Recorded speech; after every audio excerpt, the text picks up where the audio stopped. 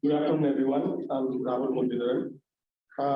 So I'm going to give a personal sort of a reflection about Dr. Narasimhan, being a student of Madras in college. There are two students here. One is me and one is Dr. John here. So the talk that Dr. Narasimhan is going to give today is also something that's close to his heart, something that is connected to his personal life. He was actually born in a small village in close to Ennore in Nadu, which is actually surrounded by the Kosatalaya River, one of the rivers that empties into Pulicat region. So, Ennore and Pulicat region. So, Dr. Narasimhan was deeply influenced by this landscape and the vegetation that's found in this region. And also, that also led to his further research in the future. He actually began with his pre-university PU in MCC in 1976. After that, MCC didn't let him go until 2017 when he retired from teaching. And his PhD was on the flora of Chengalpet district, which is quite broad. Now we have multiple three districts now, which is earlier called Chengalpet district. So though I studied microbiology for my undergraduate, I was part of the Scrub Society, which was founded by Dr. John Matthew and others on campus. So I got exposed to Dr. Narasimhan's teaching and his talks with the biology department. So one fascinating thing about Madras Christian College campus is that it's about 365 acres, and it's also like a evergreen shrub jungle. So there are multiple species of plants that's found on campus, and most of the trees are labeled, which was done by the botany department, which Professor Narasimhan was heading. So in today's talk, as Harini mentioned, it's continuation of the toxic tour. Krea is very, the proximity to Krea and Pulicat and Ennore is very close, and it gives a great opportunity for students here to understand the ecology and the ecosystem of this wonderful place that has transformed rapidly due to industrialization. So today, Dr. Narasimhan will be talking about how industrialization impacts ecology. So Professor Narasimhan has inspired many students, which is evident from here, Dr. John Matthew and me, and I'm sure that he'll also inspire you. And I would also say that he is almost one of the endangered species now. It's very difficult to find professors like him inspire students like he does. So with that, I'd like to end my introduction, and I open the floor to Professor Narasimhan. Thank you.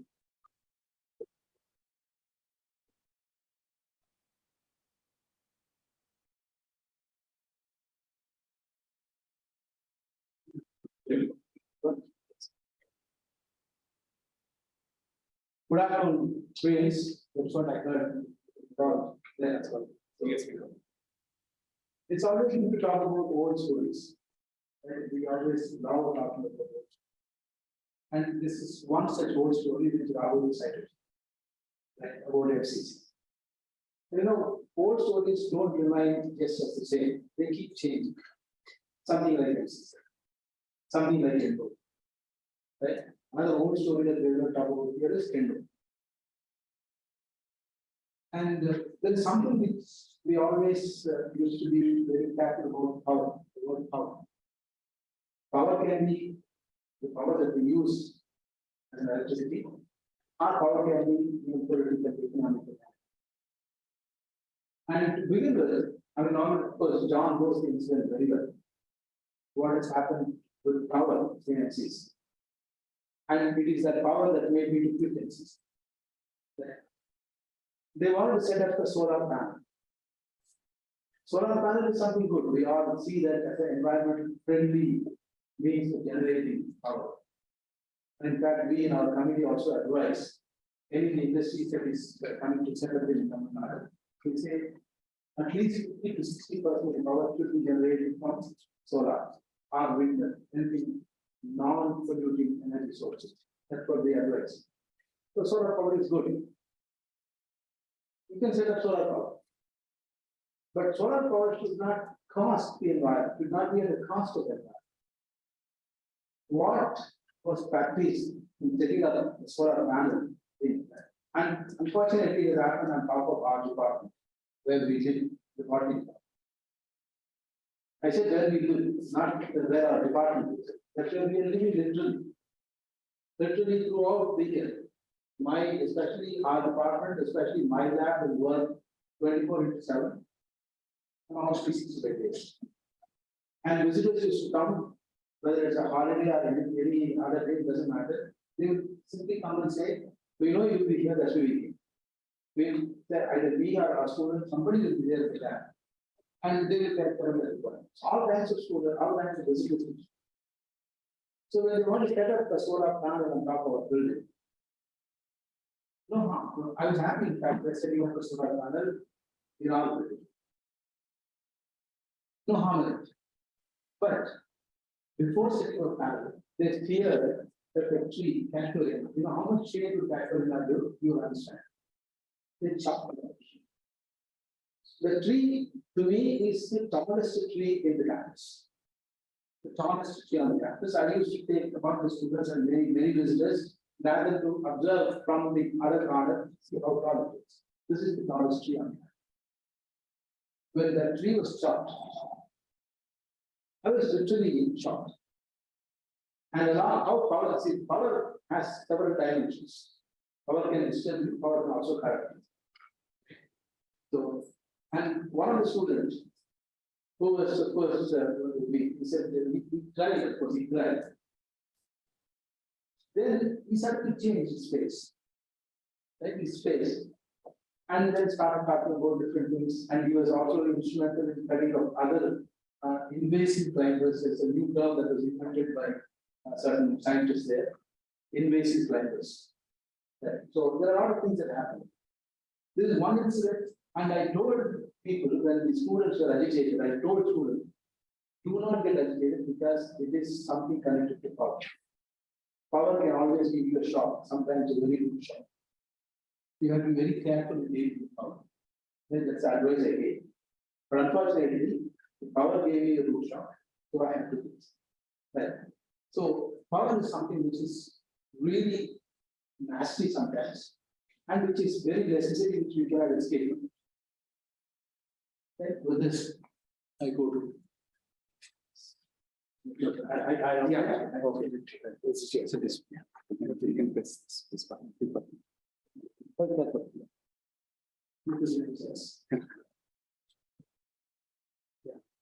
I call this chat the integrating chats. Like your captive audience, no, literally captive audience. You cannot go out. Okay. So it's essential for our living. Without power, we can't do anything today. We have become more and more depending on power. And that is why when people talk about carbon footprint and sustainable living, all these kinds of futuristic words, I question that. How do you make it? Is it possible? When you don't want to contain your necessities, your needs, your wants, how can, on what basis to talk about sustainability? It's very, very difficult. Right? We can talk theory, but it is not going to be practiced. And we are increasingly become gadget. In fact, particularly your life, my life in early stages was totally different. Your life is increasingly becoming one gadget. Students today, in fact, including my son, he doesn't want to go to the village because he says there is no Wi-Fi. But there is no Wi-Fi, what will we do there? So we are depending on increasingly on gadgets and power. And without power, even a second of our life cannot pass. That's the stage we are in. Right. So power is essential. And we are caught in the energy world, just like a helpless life. You are trapped in the energy world. You cannot move out of it. and you cannot sit with it for a long time. Right? We cannot probably do like old theories where you get out of all these things, go to forest and build a kettle mix. It's not possible. We have to be within this system. At the same time, do something so easily possible. And this, let's look at with an Ennore as an example. In Tamil Nadu, there are totally 36 thermal power stations, of which 11 are coal-based. You know, coal-based power stations are most polluting power distributions. There are other power stations like the other nuclear power. I don't know whether there is nuclear power in Andhra, I don't think so. And also there are gases being exploited for power generation. There are a number of other systems. Windmills are there. In fact, Tamil Nadu is one of the most popular states for generating windmills. Right? So, and it is not all these systems are not completely out of are not completely environmental. Windmills are also environmental. A lot of research people have got. People have got there are a lot of papers that are written against windmills. So, and now ocean energy is being looked at. Solar energy. Right? In fact, in our committee, we suggest solar energy for industries to start. We advise them 50% of energy should be generated with solar energy. Right? So far, that is the known solutions for the polluting energy systems. So we have it, unless we get a better system. So when 11 are coal-based, at least nearly 4 or 5 of them are in Chennai, close to Chennai. And in fact, Tamil Nadu government wanted to build more in the earlier region, but fortunately, those projects not materialized. But the government has now taken a stand that it will not build any more coal-based systems or systems in the state. So that will do this happen. Right? And for that to happen, we need to suffer.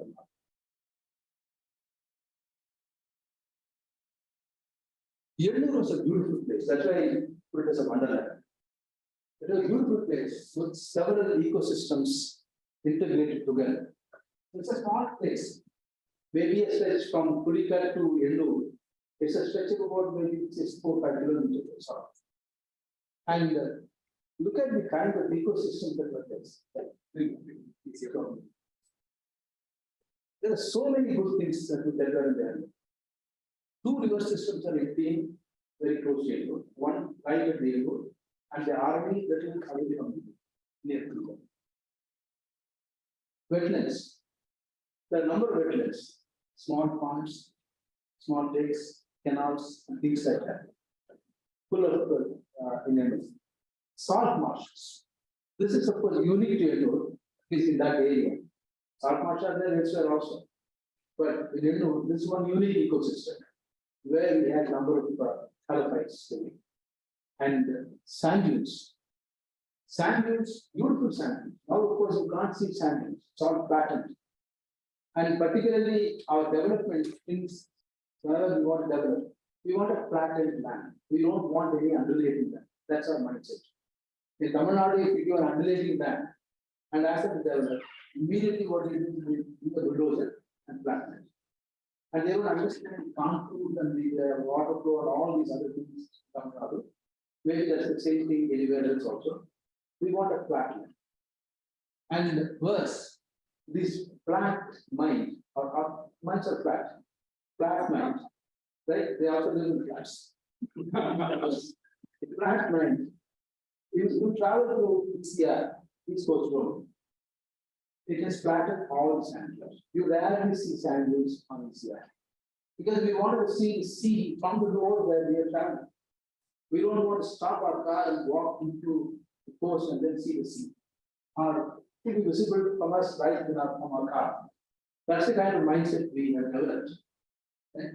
So all these things together, the sand dunes have gone.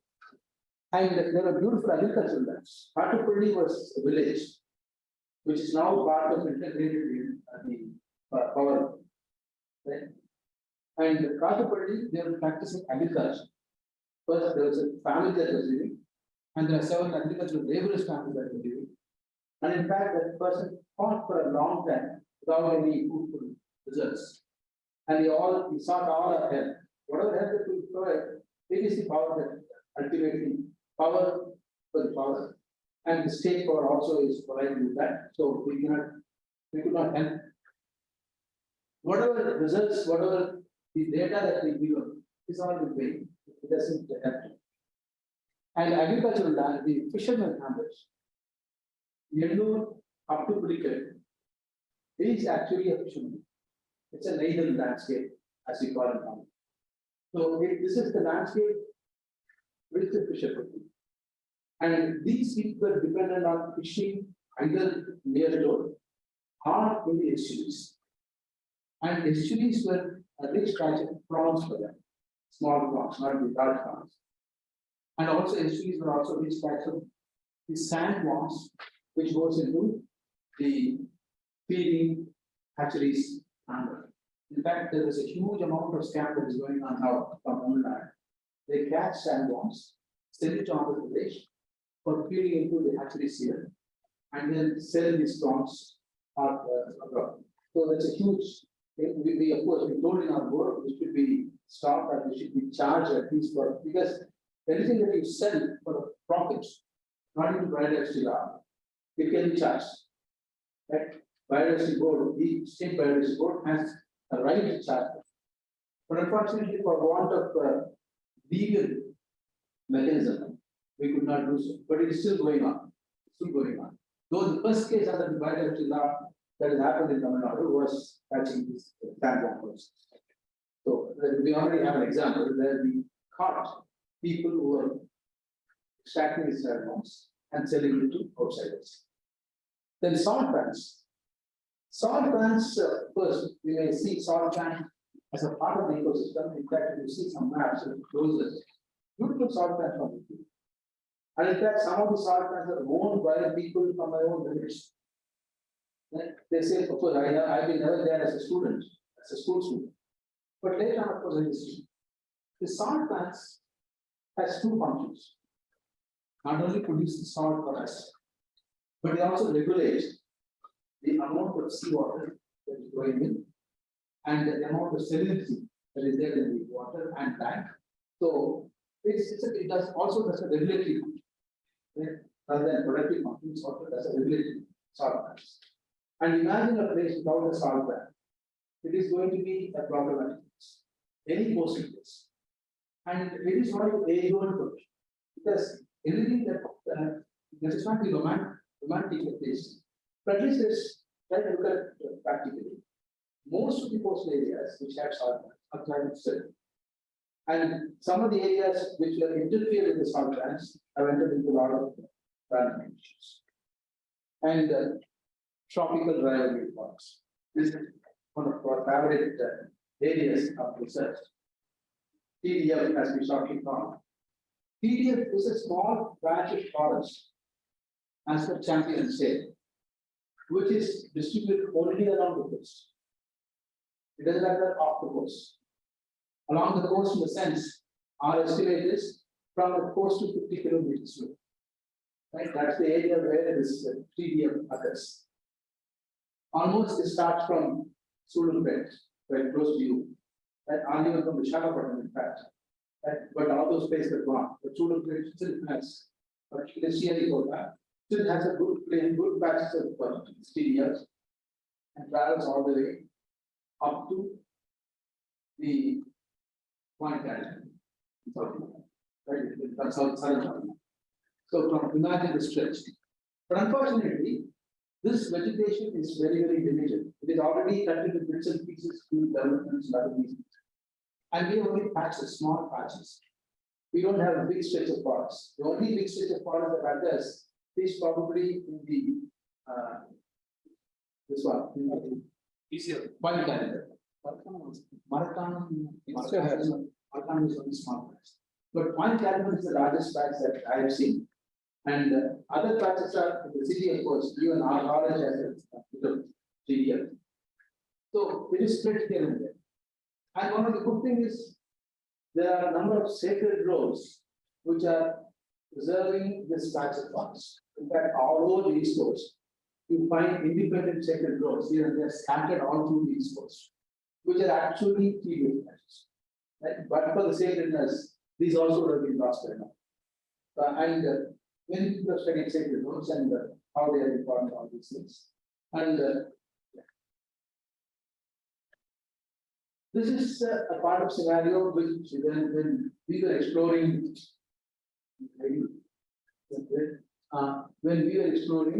the Ennore as a, and in fact, it's interestingly, Ennore is my PhD. Not only Ennore is a small part of the PhD area. I did the entire floor of Singalpur district, which is from Pulicat, starting from Pulicat up to the other southern border of Singalpur. So this is a large area. In fact, one of the largest districts in Tamil Nadu in those days. Now it is split into 3 districts. So I traveled the entire district, cycled, walked, right? And fortunately, I had a friend school. And these are not botanists. People who come with me are not botanists. There is a literature person, there is a mathematics person, and there is a lawyer. Right? These are the people who walk with me. And of course, there is one botanist, right? Who now retired from Goa University. So, and these are the people who walk with me. And even today, they recall those incidences, and suddenly my maths friend will ask me, my dear friend, do you remember that tree we saw there? Right? So he'll come up with, there were sometimes odd times he'll come up with odd questions.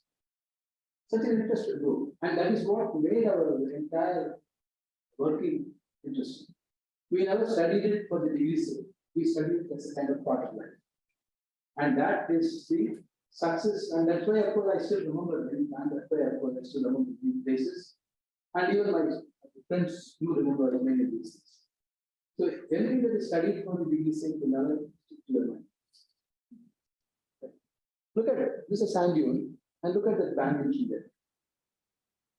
And whenever we go for a trip to this place, this little before, the small village there, and these are dining place.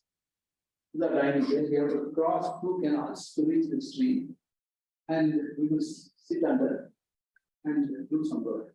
You can see beyond that also another banyan tree. So likewise, you can see beautiful system, sand dunes stabilizing the fiber streets in many places in Nadu. Now all these are flat. There are no trees. There are no trees. It's a just flat scenario where you can't see anything else. The sand dunes are very important for coastal farming. I think we completely forgot that. For an urbanite, we are all urban people. Right? We are all urban people. For urban people, sand dunes are obstructing the view of the sea, obstructing the view of the coast. So we don't like sand dunes. Right? So we have flattened it. Since we have flattened it, worst coastal tragedies quite often happen in Andhra Pradesh and also in Tamil Nadu. You go through your monsoon data. How many coastal tragedies are? Where are that? One of the most hit places, Wonderland and Nadu. Right? Places much important. In Tamil Nadu, the same thing. Narasimhan, Thoothukudi, and of course Chennai. So all this because we have removed barriers to the sands, barriers of the coast, and also depleted the mangroves. Right?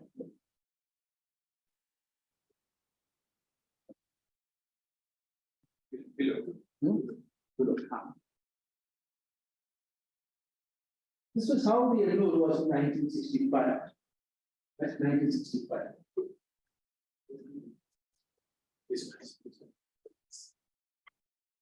Okay. See, look at it. This is the Kottalayar draining into Bay of Bengal, close to Ennore. Right now, you won't see this broad river mouth. Right? It's become a narrow canal over which a bridge is built to travel up to the other side. And also, you will see here there is a bifurcation of the river. Can you see that? Right? Bifurcation. So this bifurcation is from the Kottalayar way.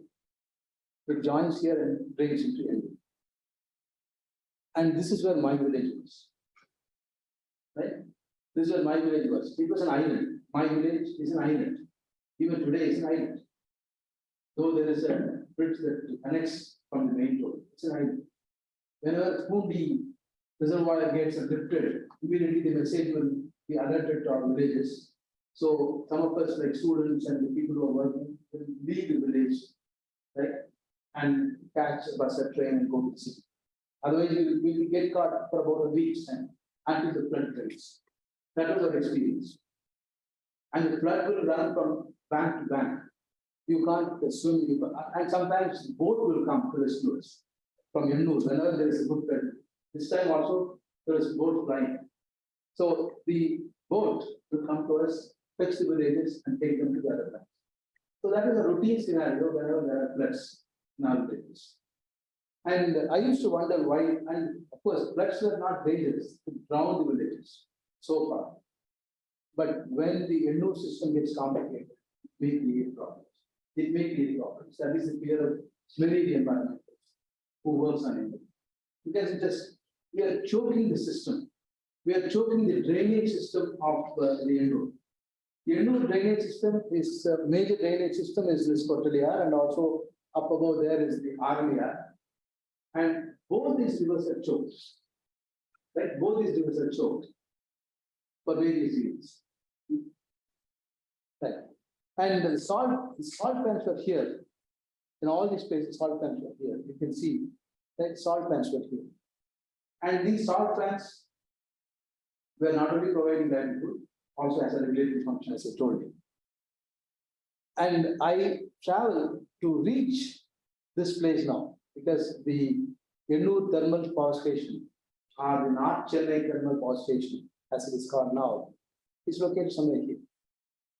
To reach this place, I have to travel from Binjur, which is the closest station. I hope you will travel there by the same route, and go to a village, cycle to a village called Sengedi. Right? That's the closest village, which is a very fertile village even today. People are practicing agriculture. So that's like a refueling station for us. When we go to the village, we fill up our water bottles, right, and then walk further. When we cross this village, there are two canals that cross. One is the Buckingham Canal. The other one is a canal that fetches salt water from the sea into the salt pans. So that time, even now I don't know swimming, but my friends will catch me and pull me along these canals and reach me to the other side very safely. Right? So that's how we visited these places. And we were joyed to visit this place. We never felt any tiredness when we traveled all these things. And all of us carry the packed food and we eat there and we manage. So these two canals, one canal is completely gone. The salt water canal that fetches salt water for salt plants is completely closed. You can't see that. So imagine, see, these are canals that also get excess drainage water and regulate the excess flow. So when these canals are closed, where do the excess water? How do the river probably drains into this? There are a lot of these dynamics, river dynamics, which we have forgotten. And because for industries, it's only the industrial setting of Madras, nothing else matters. So this kind of an eco, and this side, a lot of fishing hamlets were there. And I used to visit these hamlets also, where some of our friends were there. And some of them are engineers. Right? Those the fishing hamlets, some of them studied engineering those days. And I got some very good plants also from this side. One of the plants that I saw it on the first time, but I couldn't correct it because I didn't go prepared. But after that, the entire place is changed.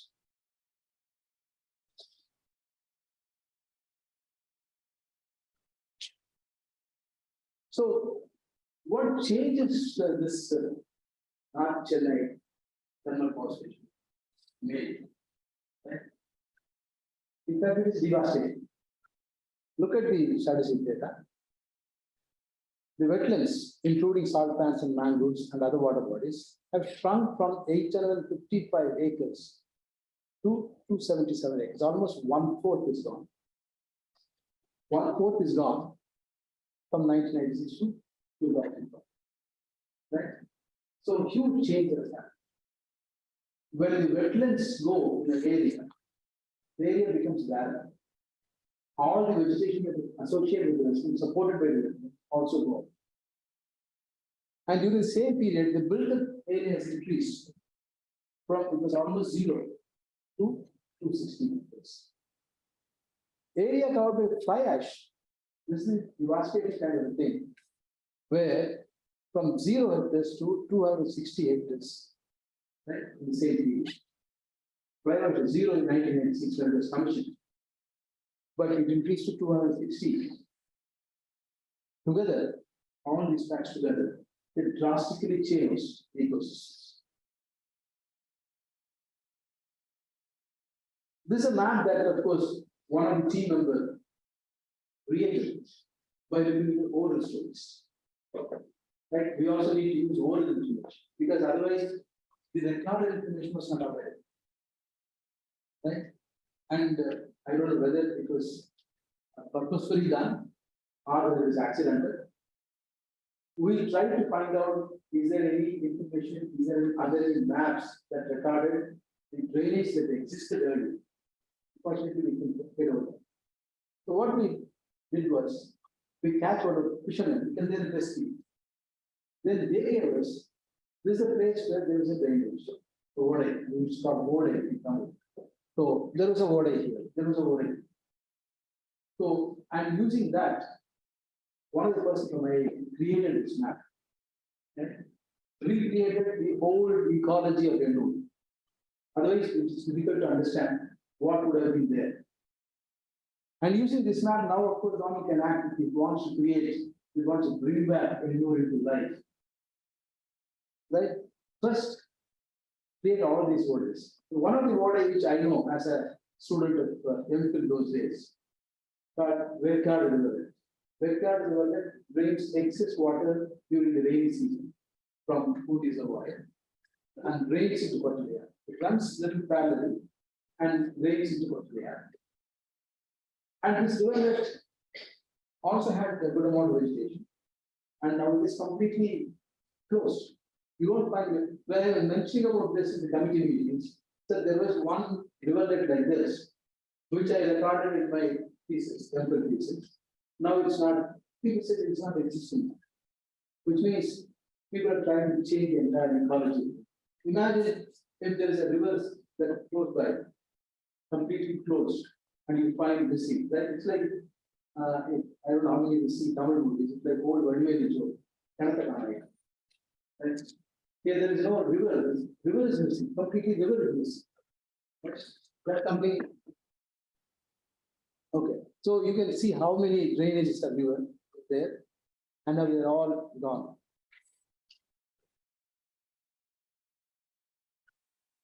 The fly ash, worst thing that has happened in Ennore. Total volume of fly ash deposition in the area is that many cubic meters, approximately 5.67 million tons. You can imagine, right? 5.67 million metric tons of fly ash deposited in the system, in the fragile ecosystem. The ecosystem is very, very fragile. So that much amount of fly ash is simply dumped on this ecosystem. And of which 2.67 million metric tons are present in the backwaters and the remaining in the wetlands. Okay. Which means the entire system is choked. Right? Entire wetland is choked. Entire drainage system is choked. Entire backwater is also choked. If not entire backwater, a major portion of the backwater is choked. So this choking is the major issue in environmental concern when it was being investigated. What would be there if a major threat happens in the area? Because the system won't be able to take the excess water and drain the excess water. It will spread. It will definitely probably cover most of the areas, most of the villages, and they will be affected.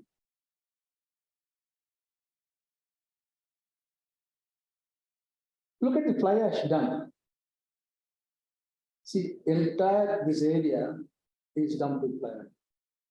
This is one of the beautiful sensitive area of both wetlands and the other drainage systems. And see how it is plotted. Right? How do you think the water will flow in this area?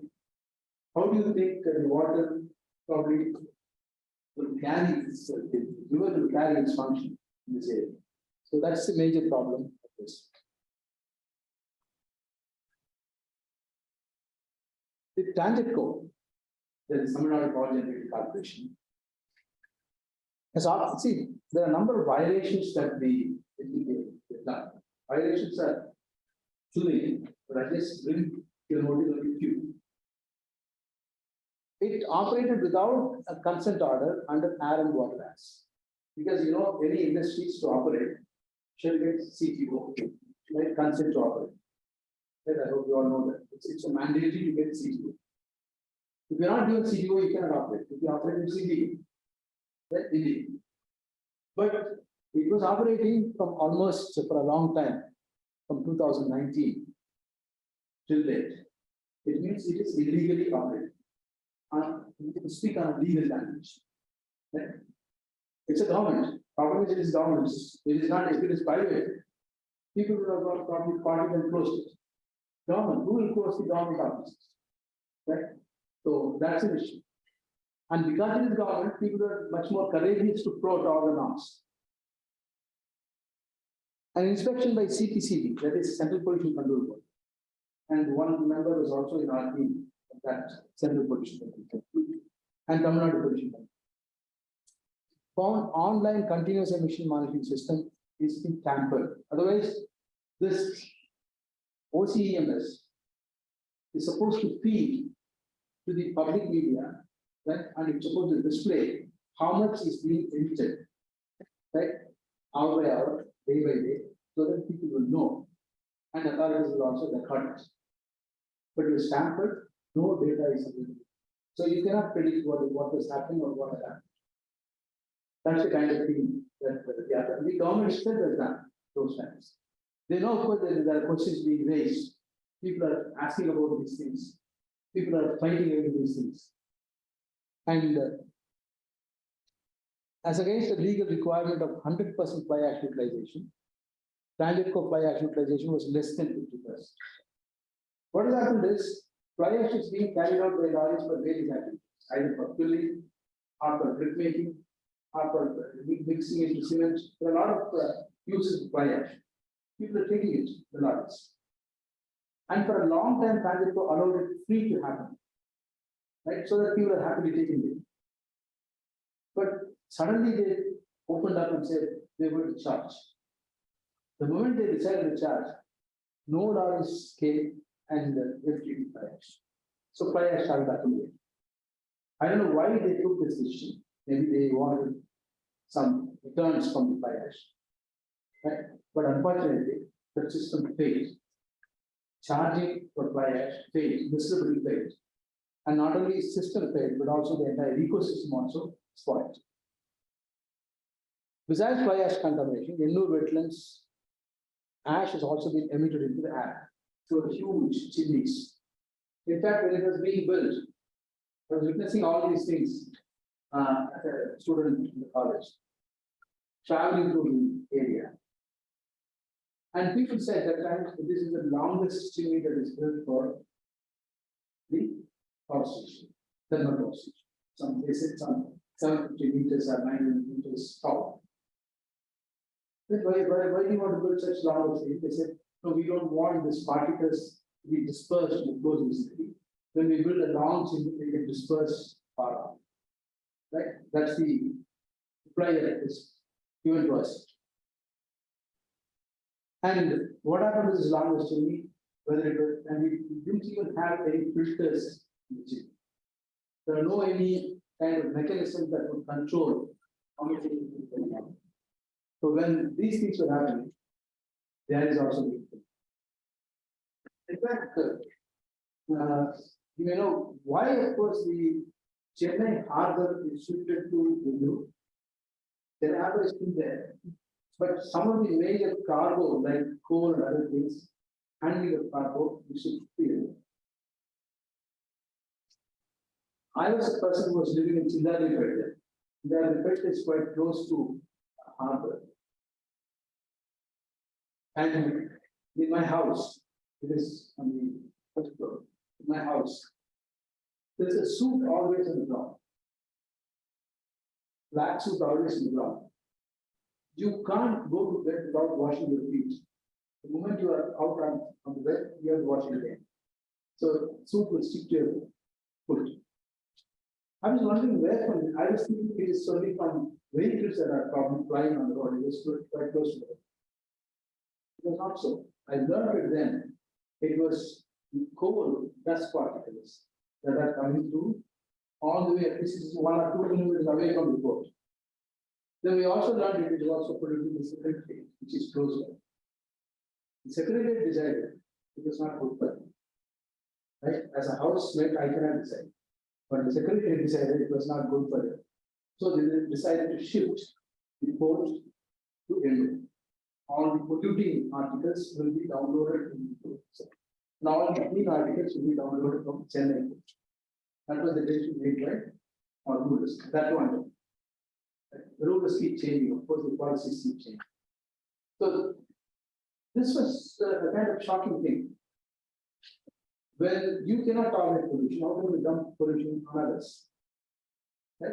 That's something which we need to decide.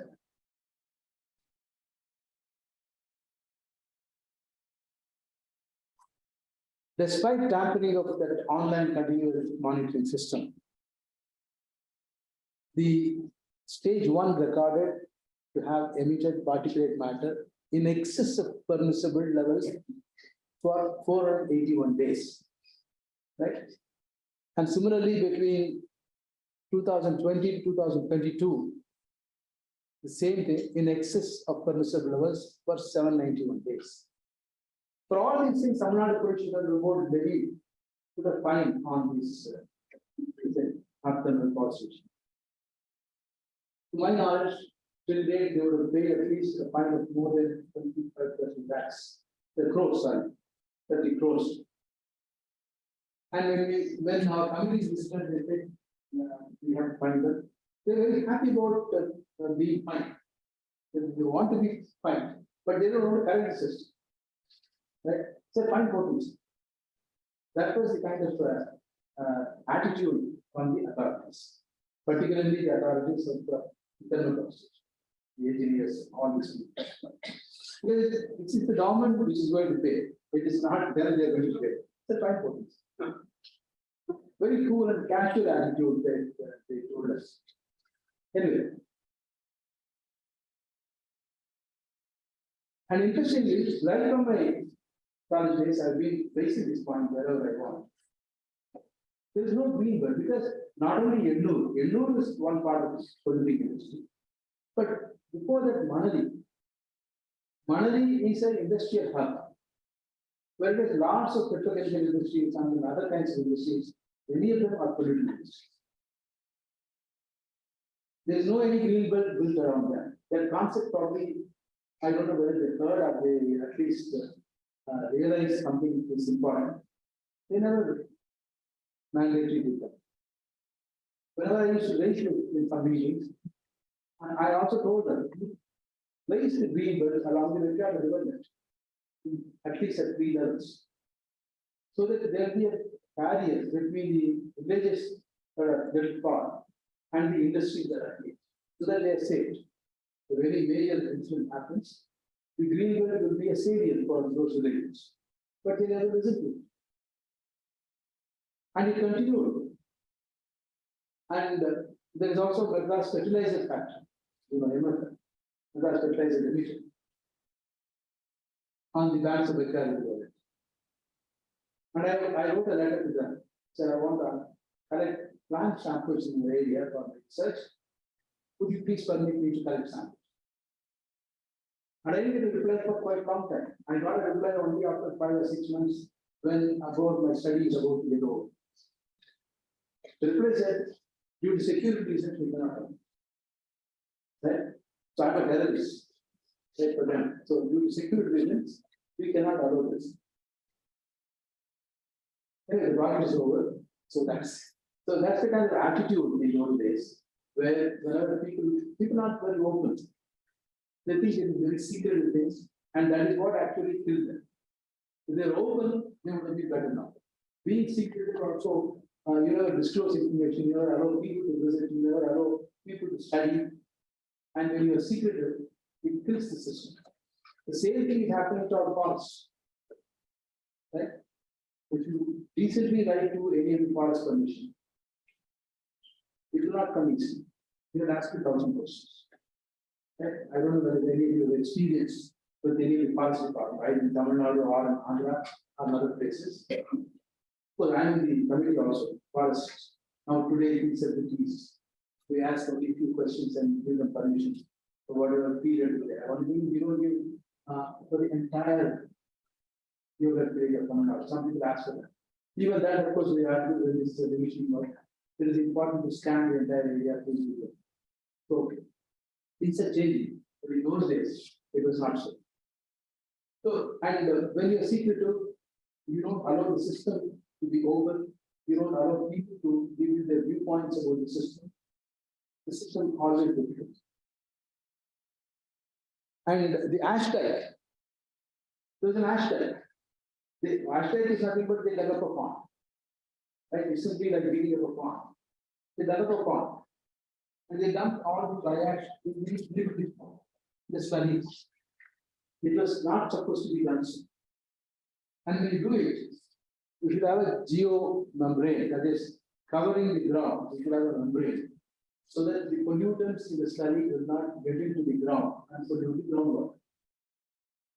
We are shocked to know when we visited the site, no such geothermal lining was done. They simply dumping. The slurry was flowing on, and the excess slurry was flowing outward. Right? So that's the kind of attitude the authorities have. This is a very simple logic. And these are mandated things to be done as per the environmental laws. But they never listen to any of these mandatory environmental laws, and they never practice any of this. And the land use changes. Right? Look at the changes that are happening. Water bodies have dwindled nearly 50%.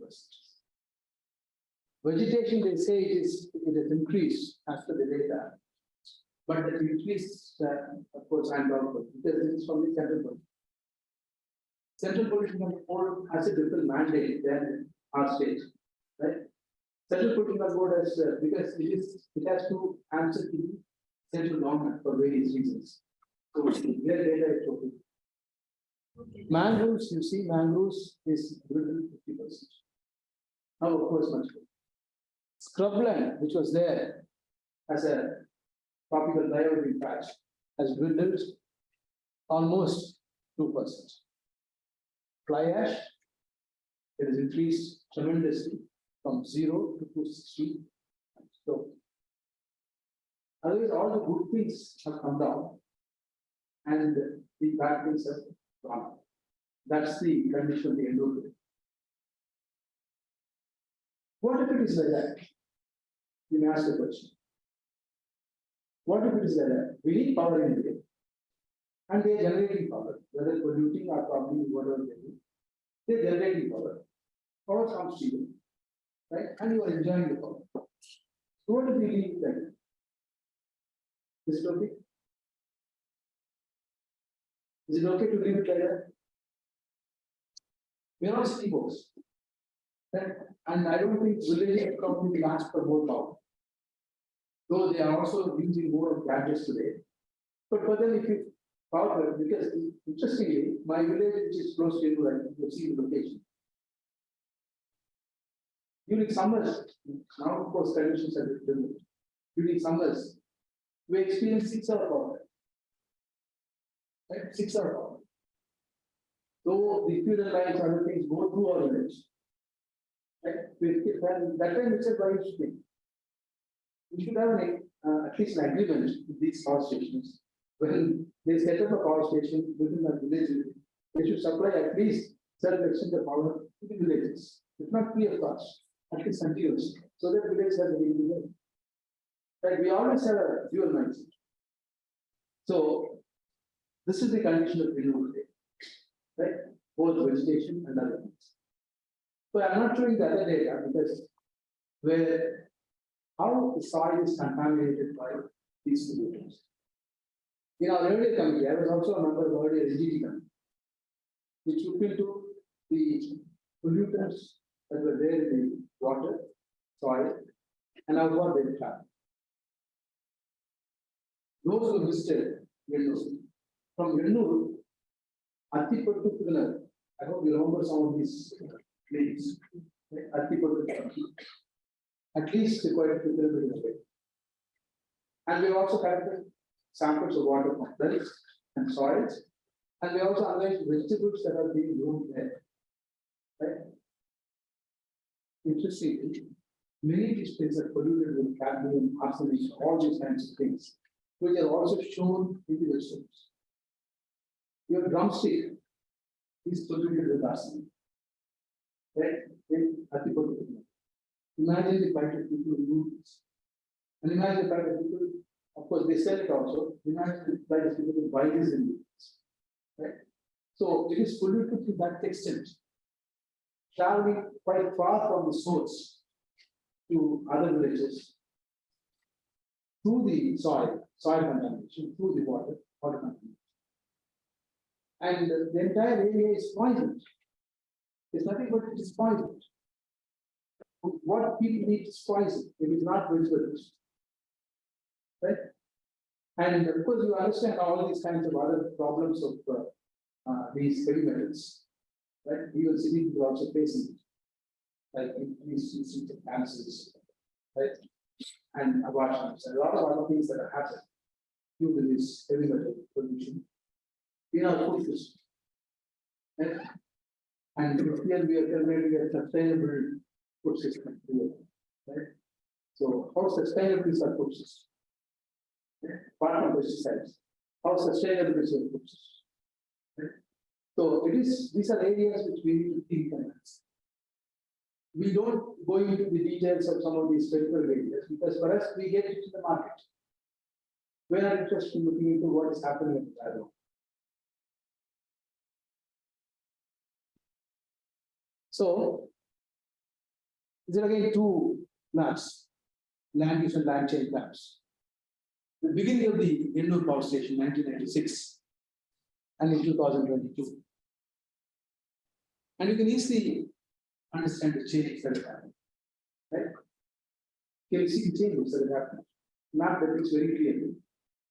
Where you see this area.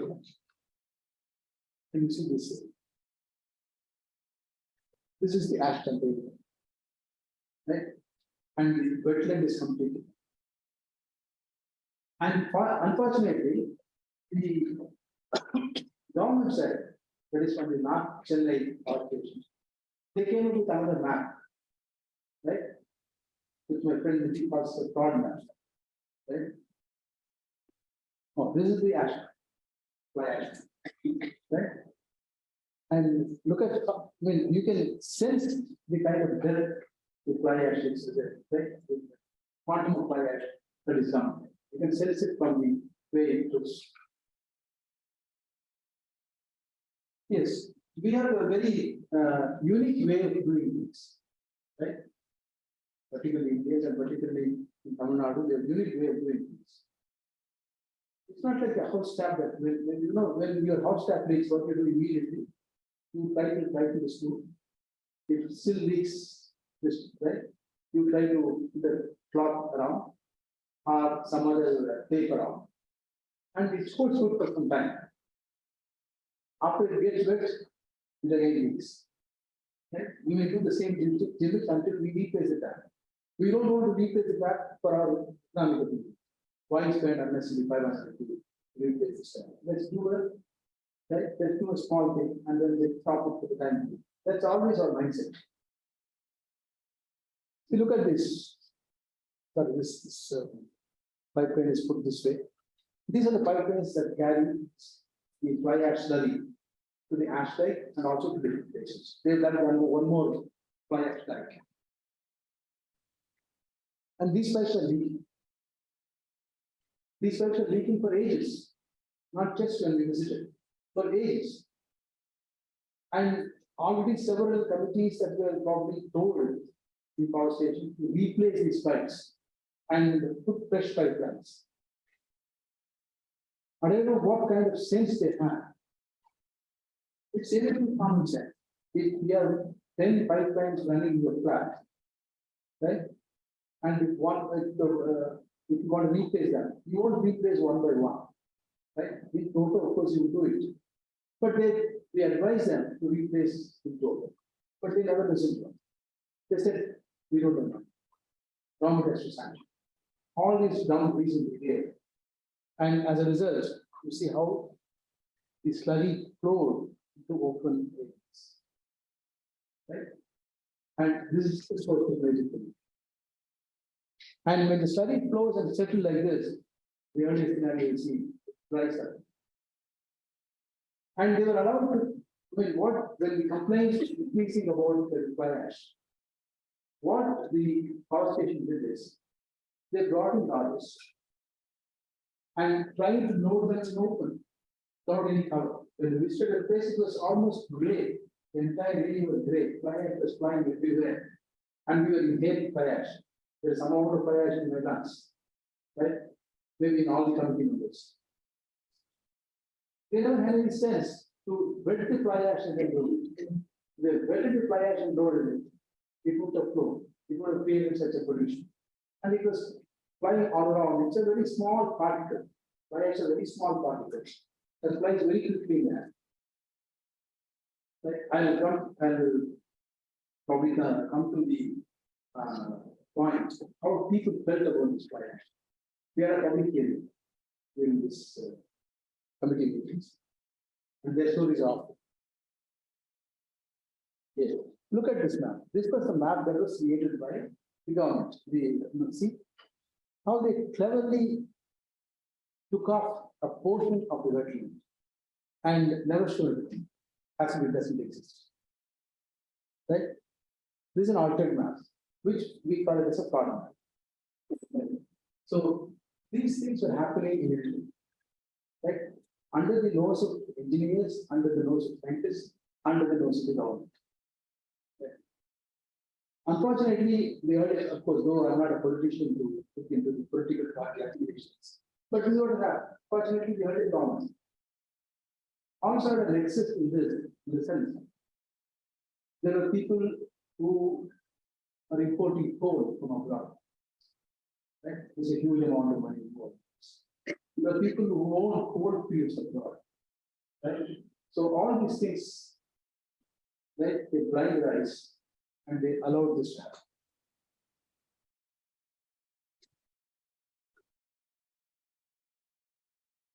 This is, of course, it's from a textbook information, but this is I bring here just for you to understand. Any development ignores certain insignificant elements, at least for the people who live in the cities. For any of the person who live in the Chennai city, if you take them and have seen even the earliest bundles, when the salt marshes are full, when you can see a lot of plant diversity there. A city person would have said, what is there in this? And it is just barren with a few small herbs and herbs. Let's try to change it. Right? In fact, why the salt marsh? When people visit me to our campus, MCC campus, but many of the cab drivers and auto wallahs have told me the same thing.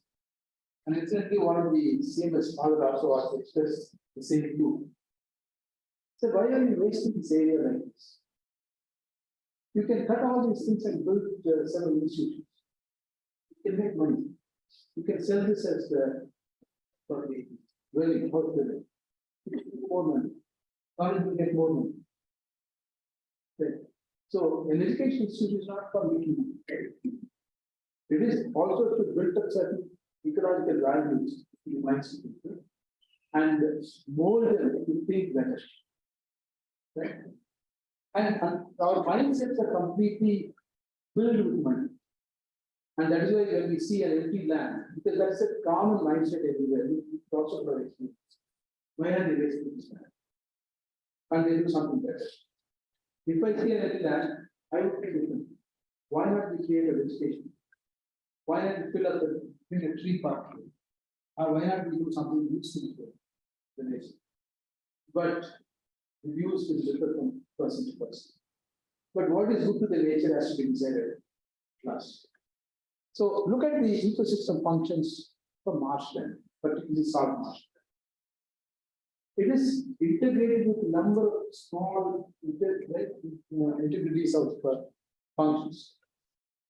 You can see several minor roles for each of the systems here. And if you disturb with one system, the entire system. Right? So, and in fact, this was my lab, the Ennore was my lab. Right? I used to take every graduate student to Ennore to teach them about how plants are made. How there are plants of salt marshes, which are salt excluding salt plants are there, salt absorbed storing plants are there. How each one plays a role in this. And I used to ask them to link some of these plants. Because in field you have experience. Without developing an experience, you cannot learn nature. Right? You cannot learn nature. Because there are plants that excrete salt. If I tell them it excretes salt, they won't feel. Just put your tongue. Right? Tongue click on this plant. Then you'll experience whether it excretes salts or not. So, a lot of good things were happening in this field. Now, all those learnings and teachings are gone. I cannot take them. If I want to take them to a similar field, I'll take them either to Krea, which is still better, or probably to the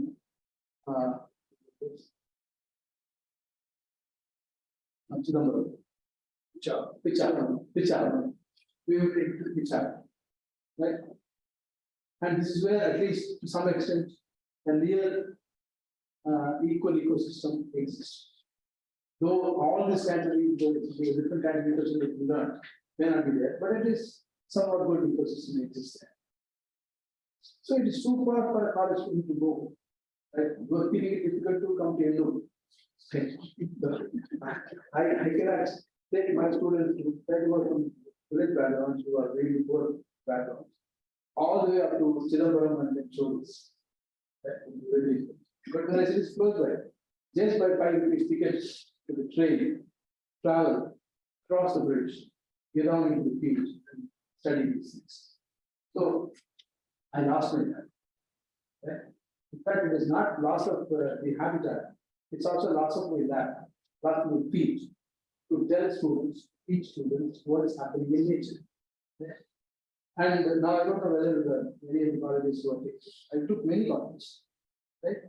So in fact, lots of teachers also worked in this. A lot of people collected several Madras samples in this, several other algal samples in this, and it's incidentally also has seagrass. Right? Halophila is one of the seagrass which used to be there in the system. Now all these things have vanished. The public hearing. We conducted a public hearing. In fact, our chairperson, one of the IAS officers, Ennore, he was also the former secretary of the state.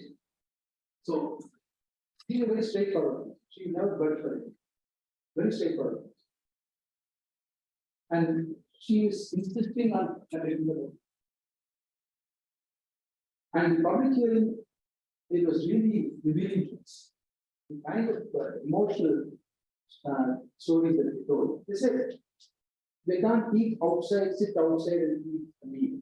Because when they sit outside and eat a meal, immediately what they get on the food is all the ash and other coal particles.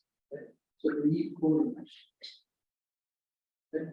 And similarly, the children suffer from bronchial disorders.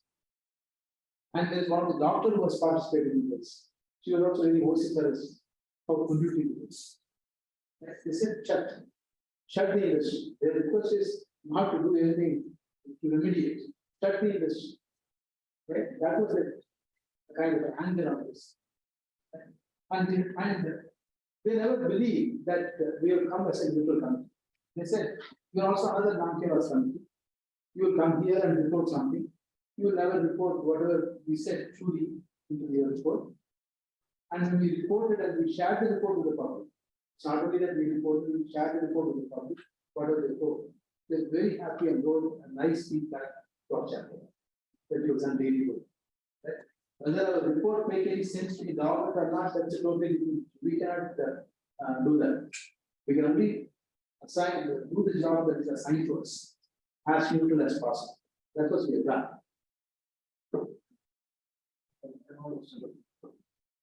Okay.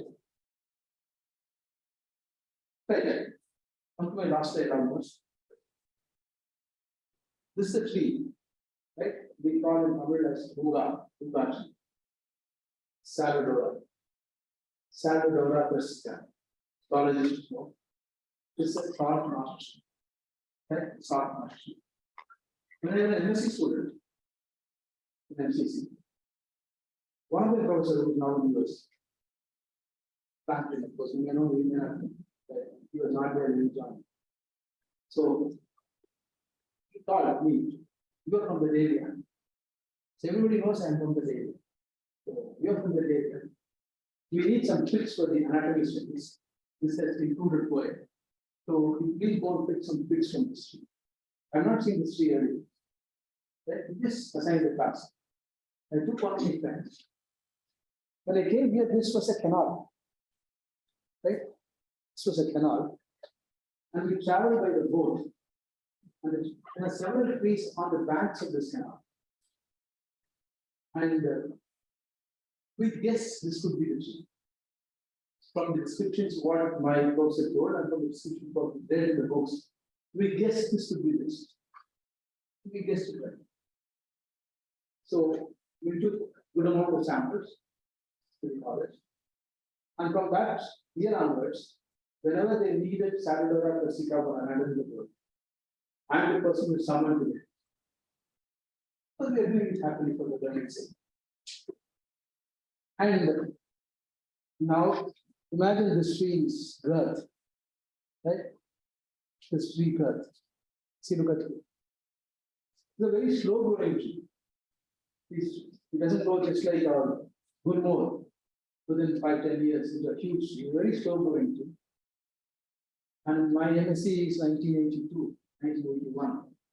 That by now already is 30 years old. 40 years. Right? And when I saw it also, it was almost of the same size. Imagine add another 40 years. Right? It's a century. Trees a century that was living there. So now there are several trees like that. This is only one of that tree, which is a remnant still living. Incidentally, is also a sacred tree. It is there in several temples. I saw it in Ramanathan. Ramanathan quite close to it. And this is in Tiruchi, which is also known as inland. It's a saline area. And there are 100 trees, or more than 100 trees in that area of this tree. People are worshipping this tree. So such cultural values are also lost. Fortunately, this tree is dead. I don't know for what reasons it is dead. And because there are also some elementary structures, religious structures, like stones and other things.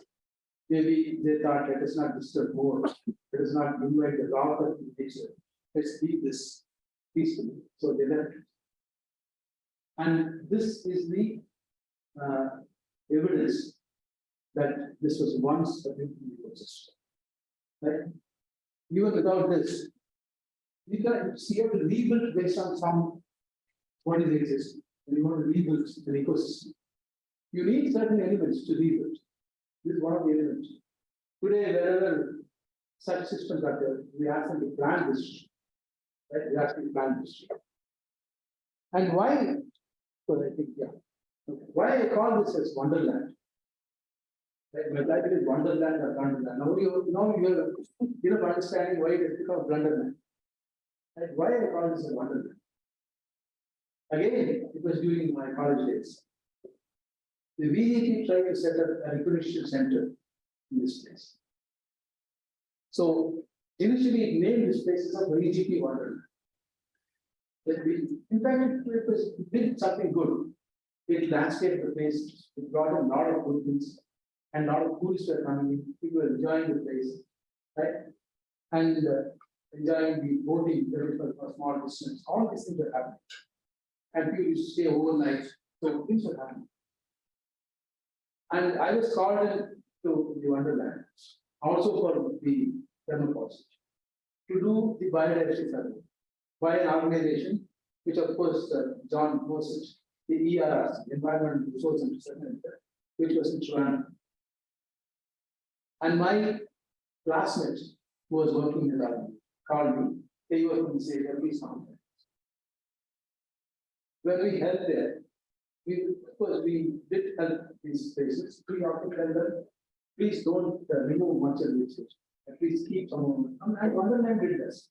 A commercial person who wanted to set up a recreation center did that. He listened to sensibility by the areas. But government did not listen. Right? We also said to the government, don't touch these areas. Incidentally, we collected a grass species on the sand from this area, called tractus, belonging to genus tractus. And my student, there is one of the grass specialists who's now the only grass specialist from Nadu. So we discussed with the students very different. This could be even a new genus, right? But he waited really for 25 years. We sent it to Thomas Pope and Hughes, who was the grass specialist those days, and we checked with them whether it could be a new genus. He wrote to us saying that you don't conclude in a hurried manner. You wait for the seeds to move. If the seeds germinate, it could be a new species. If it don't germinate, it could be a new species. Yes. So what happens in sands is the radiation that we find in Krea. The radiation makes lots of changes on plants that are growing flat on the sand. That's not a morphological changes. So that grass species, he waited for 25 years, and the data published is a new species. Right? And just 2 weeks back, I got a call from Andhra Pradesh. The person who was working in one of the universities, SK, Krishna University, has published another new species under the same genus from that area. And he called me, he said, sir, we are combining all these inputs. We are creating as a new genus. Like going back to our old history, when we collect. This genus is called Tractus. So now we are creating a new genus called Pseudo-Tractus. Combining all these new species that were published under this genus, it looks totally different. There are elements to be considered and probably satisfied to be a new genus. So I'm telling this place, I'm adding new one here.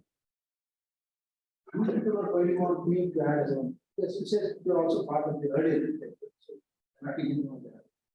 So now to find the Tractus that we found from it's gone.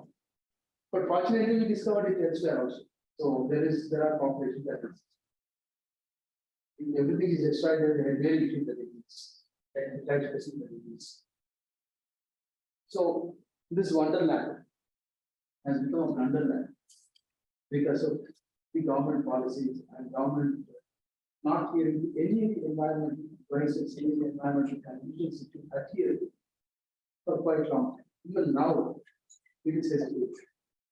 There are at least more than 30 crores, I told you, rupees fines against this. I don't think it will change. Thank you.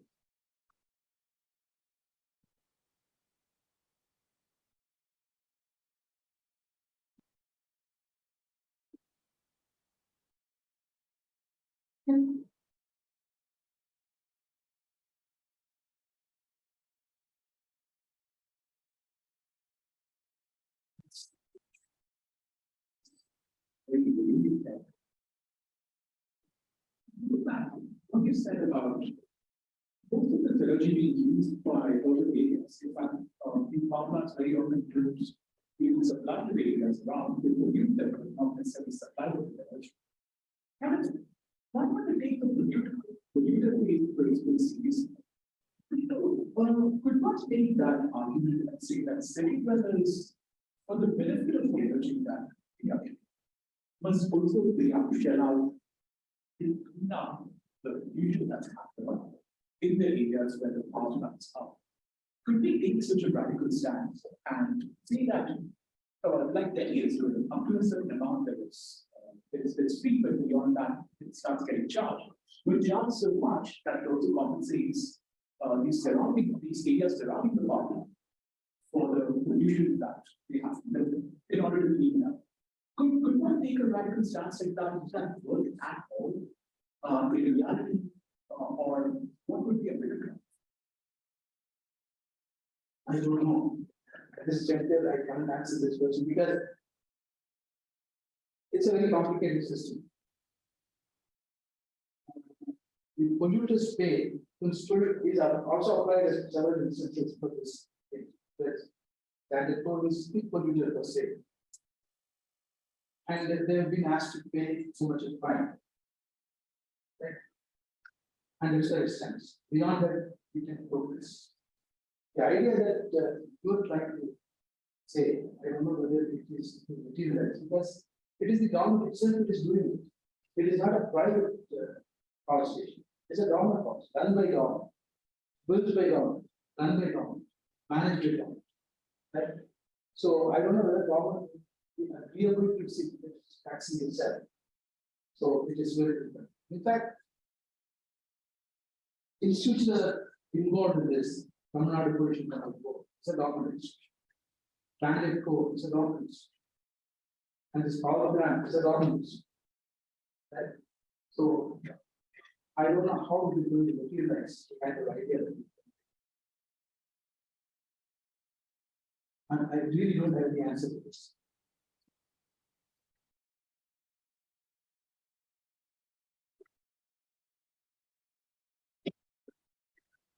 Why didn't you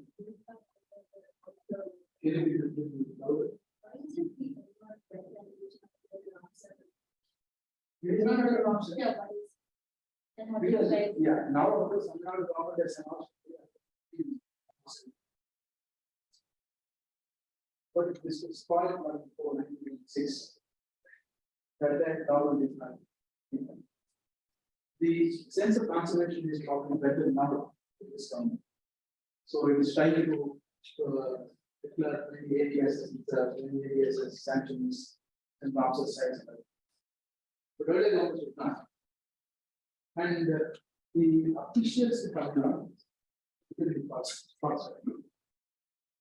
Now very conservative. Very, very conservative. Right? They will not move beyond the limit. Very conservative. Nothing to say whether the law permits, whether it is good. And more than the law, whether the lawmakers. So that is the kind of sense that you have. And that is why, and Ennore was not separate, except religious product, where you get number of birds coming from the city. And it's, though it is diverse, it is mostly diversity in the soft functions, not the aquatics. Right? So that is why it's not good for a long term.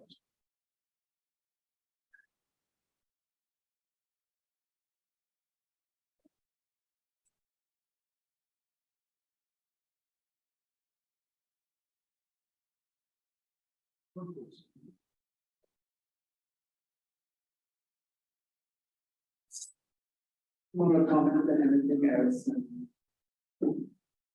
It's very rare that I would say that it is a privilege to have someone come here because this the professor was really society and most of me and me fortunately approached and access to the learning that I never thought possible. But everyone else was so positive.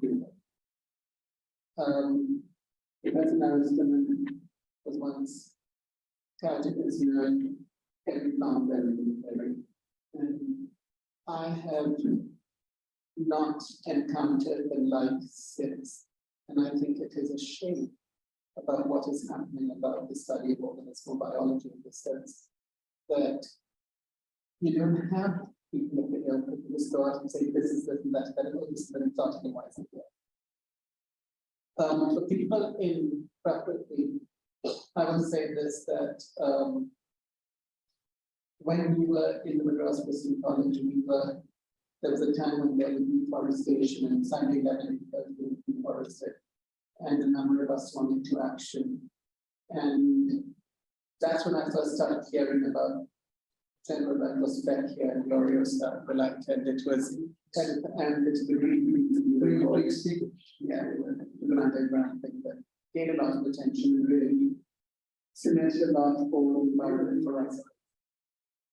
And the Scotch Society came out of that, and because the Narasimhan was the person who stood by us in many ways, and if ever you look for members of the faculty that inspire, I didn't have to look very far.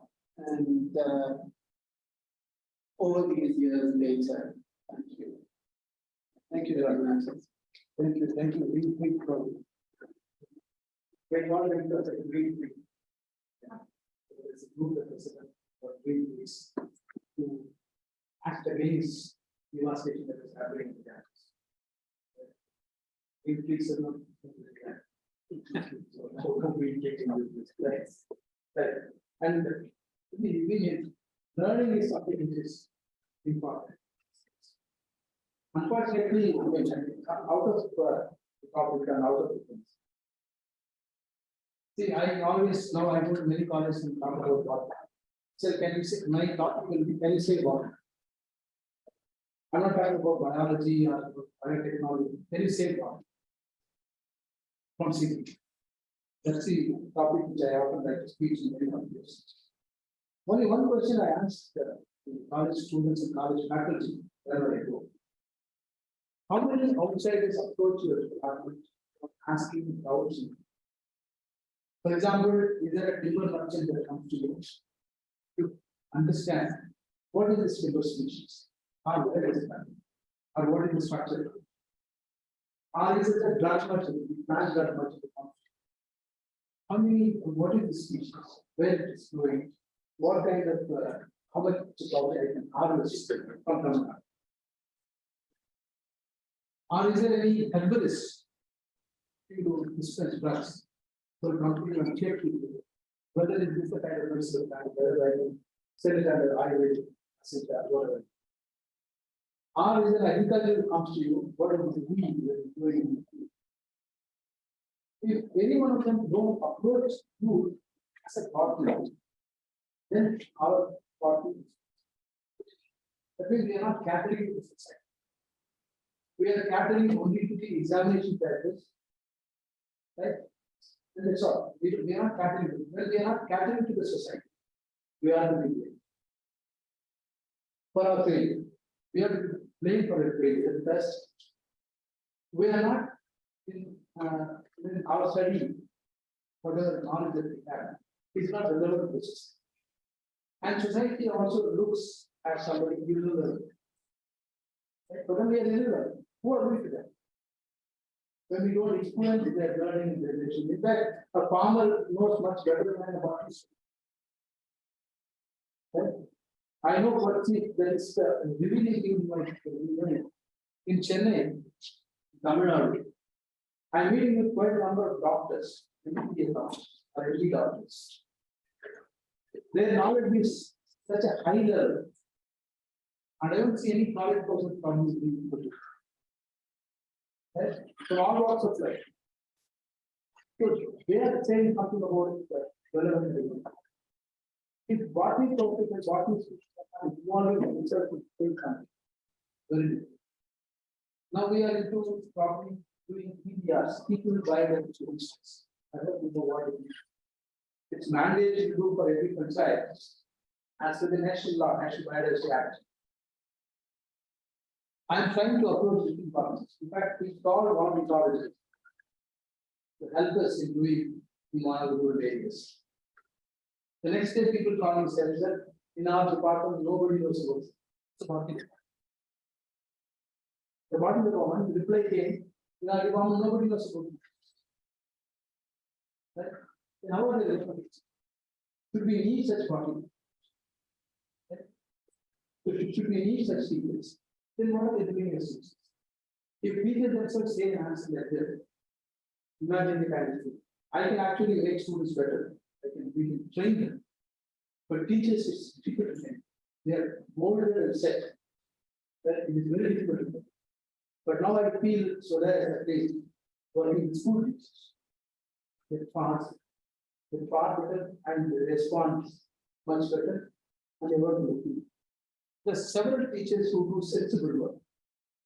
One of the teachers, they are regular touch.